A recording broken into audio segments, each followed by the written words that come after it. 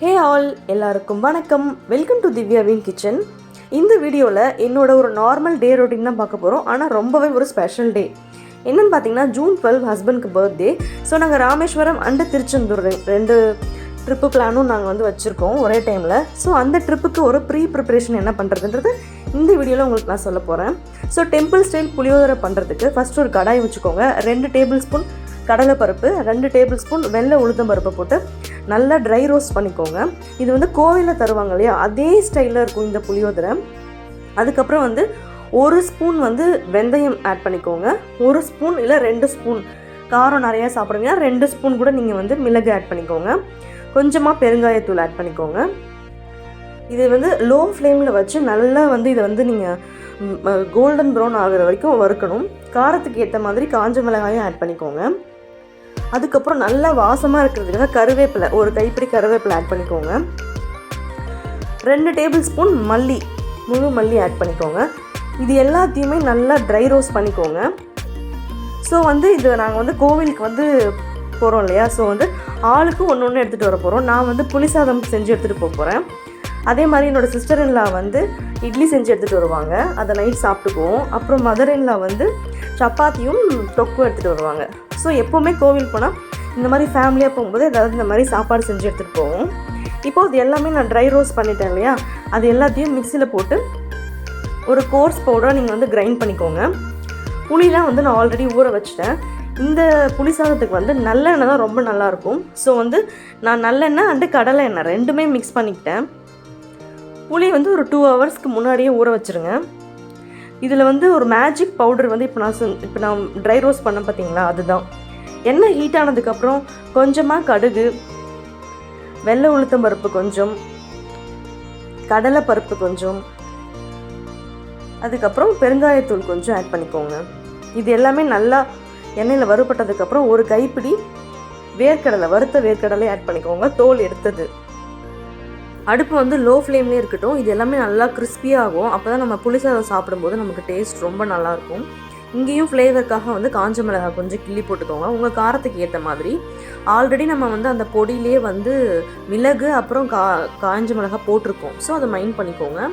இப்போ கருவேப்பிலையும் ஒரு கைப்பிடி போட்டு புளி நல்லா கரைச்சி வச்சுருக்கேன், அதை ஃபில்டர் பண்ணி வச்சுருக்கேன். அந்த தண்ணியும் ஆட் பண்ணிவிட்டு மஞ்சத்தூள் தேவையான அளவு ஆட் பண்ணிக்கோங்க. சால்ட் இந்த புளியோதரை பேஸ்ட்டுக்கு தேவையான அளவு இப்போ நான் ஆட் பண்ணிக்கிறேன். நாங்கள் பார்த்திங்கன்னா ஒரு 8 பேர் போகிறோம் ராமேஸ்வரத்துக்கு. ஸோ அதுக்கு தேவையான புளியோதரை பேஸ்ட் தான் நான் பண்ணிகிட்ருக்கேன். ஸோ நார்மலாக நம்ம டீ குடிப்போம் இல்லையா, அந்த டம்ளரில் ஒரு 7 கிளாஸ் அரிசி போட்டு நான் இப்போ சாதம் வேக வச்சுட்ருக்கேன். இந்த மாதிரி புளி சாதம் மாதிரி வெரைட்டி ரைஸ் பண்ணும்போது சாதத்தில் தனியாக உப்பு போட்டு வடிச்சிருங்க, டேஸ்ட் ரொம்ப சூப்பராக இருக்கும். பெரிய பாத்திரம் பத்தலைன்னு சொல்லிட்டு தனியாக இன்னொரு பாத்திரத்தில் நான் சாதம் வச்சுருக்கேன். ரெண்டுமே ஒயிட் ரைஸ் தான், உதிரி உதிரியாக வடிக்கணும்.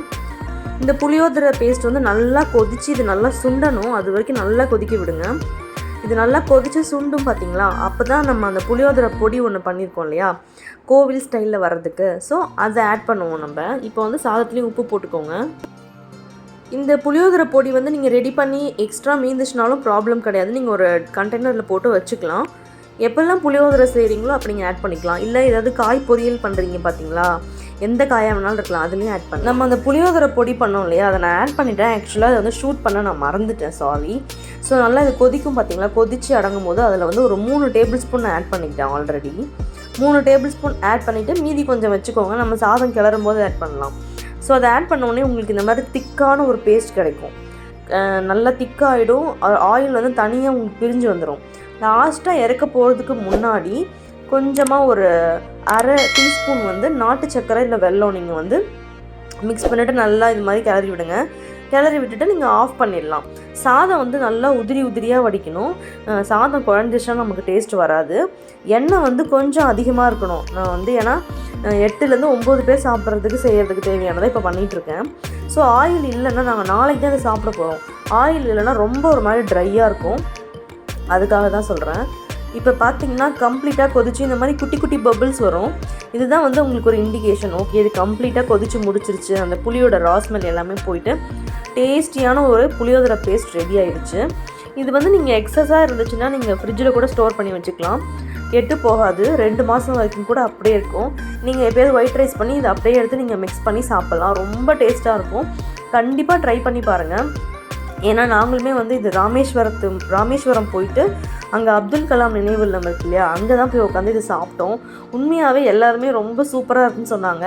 எங்கள் ஃபேமிலியும் சிஸ்டர் இன் லா ஃபேமிலியும் போயிருந்தோம். எல்லாருமே ரொம்ப ஹாப்பியாக சாப்பிட்டு ரொம்ப டேஸ்ட்டாக இருக்குன்னு சொன்னாங்க. இதுக்கு டேஸ்ட்டு காரணமே அந்த பொடி தான். ஸோ மறக்காமல் ஆட் பண்ணிக்கோங்க. ஸோ அது ரெடி ஆகிட்டு இருக்கும்போது நாங்கள் வந்து ட்ரிப்புக்கு தேவையான ட்ரெஸ்லாம் வந்து எடுத்து பேக் பண்ணிகிட்ருக்கேன் இப்போது. ஏன்னா ஈவினிங் வந்து எங்களுக்கு 6:30க்கு வந்து தாம்பரமில் ட்ரெயின். ஸோ அதுக்காக எல்லாமே பேக் பண்ணி முடிச்சாச்சு. இப்போ பார்த்தீங்கன்னா சாதம்லாம் ஆற வச்சுருந்தேன். இந்த மாதிரி ஒரு பெரிய தாம்பூலத்தட்டு எடுத்து அதில் வந்து நல்லா ஆற வச்சுக்கோங்க. நல்லா ஆறினதுக்கப்புறம் நீங்கள் மிக்ஸ் பண்ணிங்கன்னா தான் உங்களுக்கு நல்லா உதிரியாக இருக்கும். பார்க்கவே அப்படியே சூப்பராக இருக்குல்ல.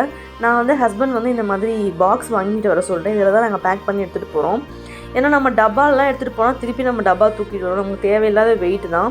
ஸோ இந்த மாதிரி எங்கேயாவது போகிறீங்க கோவில் குளத்துக்குன்னா இந்த மாதிரி பாக்ஸ் வாங்கிட்டு வர சொல்லி பேக் பண்ணி சாப்பிட்டுட்டு அப்படியே தூக்கி போட்டுடலாம். இது வந்து ரொம்பவே ஒரு ஈஸியான மெத்தடாக இருக்கும். இந்த மாதிரி விற்குது உங்களுக்கு நிறையா. இந்த மளிகை ஜாமான் கடை இருக்கும் பார்த்தீங்களா, அதில் இந்த மாதிரி நிறைய விற்குது. ஸோ நாங்கள் வந்து 8 பேருன்றதுனால நான் வந்து 8 பாக்ஸ் ஃபில் பண்ணேன்.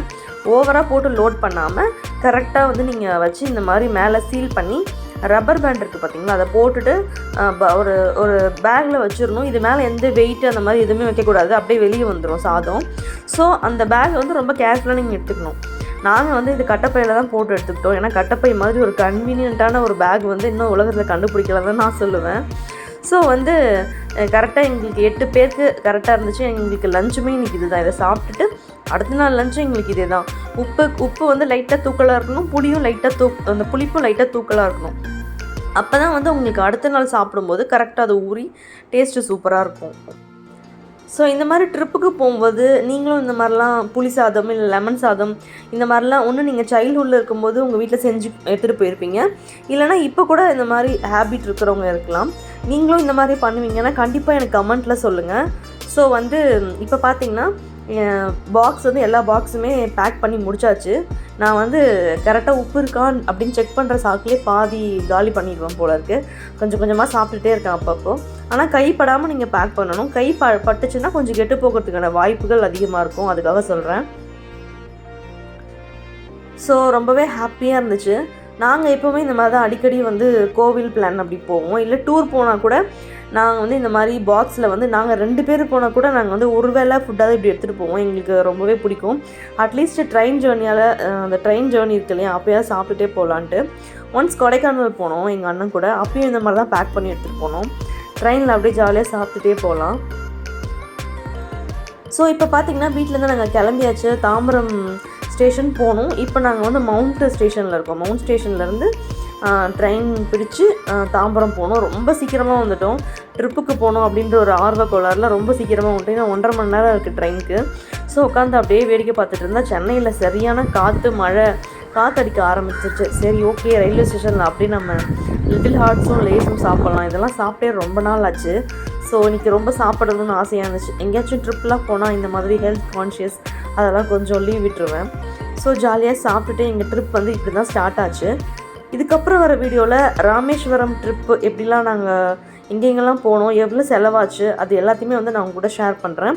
ராமேஸ்வரம்லேருந்து அப்படியே திருச்செந்தூரும் போனோம். ஸோ அதை பற்றியும் நான் உங்களுக்கு டீட்டெயில் ஷேர் பண்ணுவேன். அந்த வீடியோ வந்து இதுக்கப்புறம் வந்து நான் உங்களுக்கு எடிட் பண்ணி அப்லோட் பண்ணுறேன். ஸோ இப்படி தான் எங்களோட ட்ரிப்புக்கு ப்ரிப்ரேஷன் மோஸ்ட்லி இப்படி தான் பண்ணுவோம் நாங்கள். ஸோ இந்த மாதிரி ட்ரிப்புக்கெலாம் எங்கேயாச்சும் போகிறீங்க அப்படின்னா வந்து இந்த மாதிரி ஃபுட்டு எடுத்துகிட்டு போகிறது, தேவையான திங்ஸ்லாம் எடுத்துகிட்டு போகிறது, இதெல்லாம் முன்னாடியே பிளான் பண்ணிக்கிட்டிங்கன்னா உங்களுக்கு ட்ரிப்பு வந்து ரொம்ப ஜாலியாக இருக்கும். ட்ரெயினில் ஏறினதுக்கப்புறமே இந்த மாதிரி குட்டி சமோசா அங்கே கிடைக்கும் இல்லையா, அப்போயே நாங்கள் எங்கள் வேலையை ஸ்டார்ட் பண்ண ஆரம்பிச்சிட்டோம். ட்ரெயின் ஜேர்னியில் ரொம்ப ரொம்ப ரொம்ப பிடிச்ச விஷயம் வந்து எனக்கு இந்த ஸ்நாக்ஸ் தான். வந்துக்கிட்டே இருப்பாங்க, நம்ம வாங்கி சாப்பிட்டுக்கிட்டே இருக்கலாம். சுத்தமாக டயர்டே தெரியாது. எனக்கு வந்து ட்ரெயின் ஜேர்னி ரொம்பவே பிடிக்கும். ஸோ அவங்க பர்த்தில் ஏறி நாங்கள் செட்டில் ஆகிட்டோம். எனக்கும் என் ஹஸ்பண்டுக்குமே தனித்தனி பர்த்து தான், அப்பர் பர்த் தான் கிடச்சிது. ஏறி ஜம்முன்னு படுத்து தூங்கிட்டே போகலாம் அப்படின்னு சொல்லிட்டு லிட்டில் ஹார்ட்ஸ் மட்டும் பெண்டிங் வச்சுருந்தேன். ஸோ அதை இப்போ முடிச்சிடலாம் அப்படின்னு சொல்லிட்டு சாப்பிட்டுட்ருக்கேன். ஸோ இந்த வீடியோ உங்களுக்கு பிடிச்சிருக்குன்னு நம்புகிறேன். வீடியோவை சப்ஸ்கிரைப் பண்ணாமல் பார்க்குறீங்கன்னா மறக்காமல் சப்ஸ்கிரைப் பண்ணிக்கோங்க. லைக் பண்ணுங்கள், ஷேர் பண்ணுங்கள், கமெண்ட் பண்ணுங்கள். தேங்க்ஸ் ஃபார் வாட்சிங்.